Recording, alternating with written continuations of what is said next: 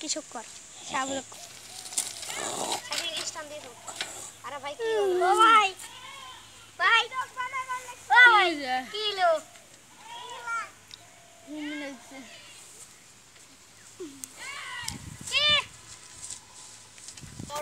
কোমর বিচির ঠেলা থাকতে পারি না।